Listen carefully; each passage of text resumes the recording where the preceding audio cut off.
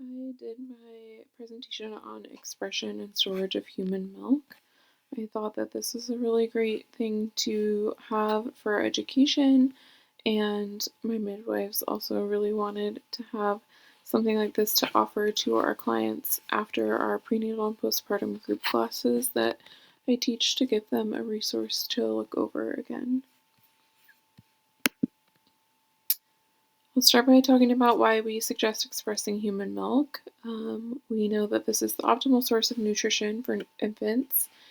There are several methods for milk expression, each that have their specific benefits, and learning to express milk can help maintain your supply, provide flexibility, and support feeding.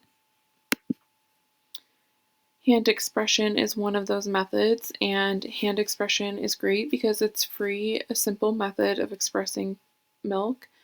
It requires no equipment, and it can be useful for relieving engorgement and collecting small amounts of milk. Great when a pump is unavailable. Some steps for hand expression would be, first of all, to make sure that you have clean hands. So wash your hands. If you're unable to wash your hands, use hand sanitizer.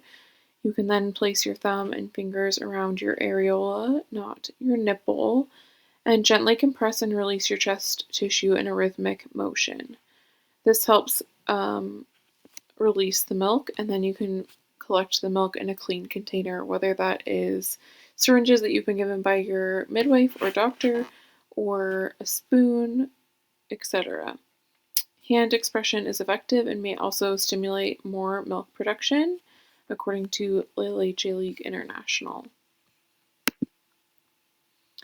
The other method for expression would be pump expression. There are a wide variety of pumps, and one of them are manual pumps, which are hand-operated, portable, and affordable, best for occasional use, mostly because they do take extra time and attention because you are manually pumping. Electric pumps is another option. These are usually either battery-operated or plug-in and can be a single or double pump. And then there are hospital-grade pumps designed for frequent or long-term pumping. Hospital-grade pumps are kind of not necessarily a thing that much anymore. Most people with their insurance do get an electric pump that is also a hospital grade. Some tips for effective pumping are to make sure that you have properly fitted breast shields that are comfortable and not painful.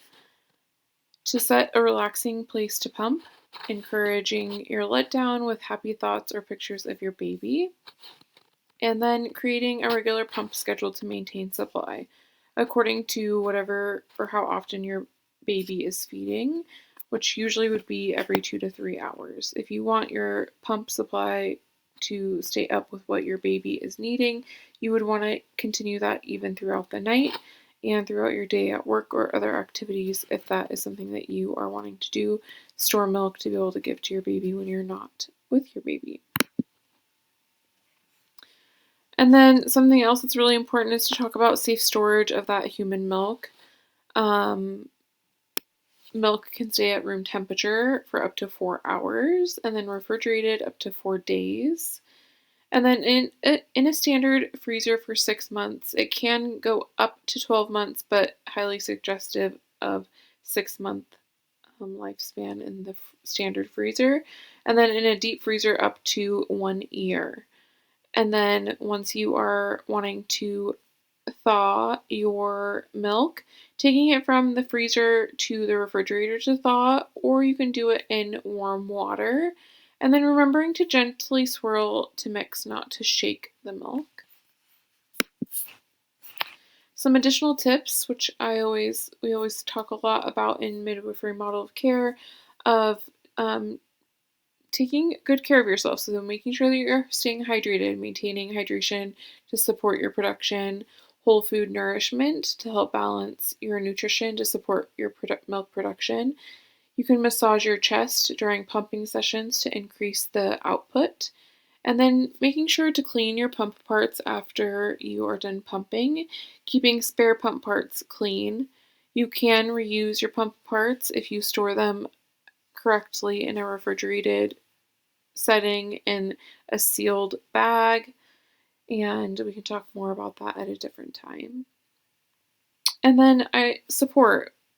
Again, lactation consultants are a great option, local chest feeding support groups, or your midwife or doctor as concerns arise. We already talked about safe storage, but following those safe storage guidelines and keeping older milk to the front of your supply stash if you're choosing to do that. These are some QR codes for some videos that I think are really great resources as you're starting out learning about expressing milk and storing milk. The first one is a breast massage and hand expression video, and then there's one about hand expression again, and then expressing first milk. It talks about small babies, but that is not really the point. It is just as applicable to anyone that is having any sort of baby and doing on a chest feeding and chest expressing experience. And then I'm not sure if the second one is showing up or not, but it is about storing and shipping milk if that is something you're going to do. Additional reading, there's a handout that I made on pumping, and then there is a link here to the Droplet website.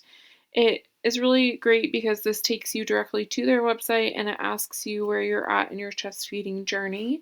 If you're a first-time chest feeder or sequential chest feeder, and some other questions, and then it gives you specific resources to look at.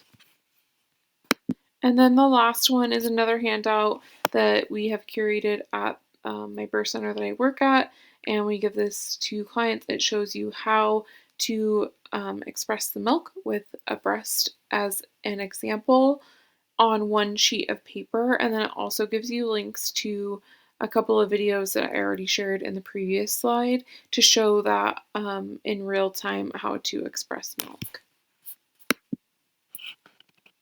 These are my references. I used a variety of references. I looked a lot at the CDC and the Global Health Media Project, and obviously the Leche League is kind of like my ride or die. I always go to them. I think they have beautiful information.